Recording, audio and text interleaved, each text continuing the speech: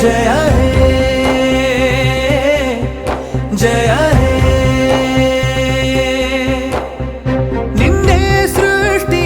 ಎಲ್ಲರೂ ಜಗಕ್ಕೆ ಮೊದಲು ನೀ ಗುರು ಗೆಲುವೇನೇ ಬಂದರು ಜನನಿ ಜನನಿ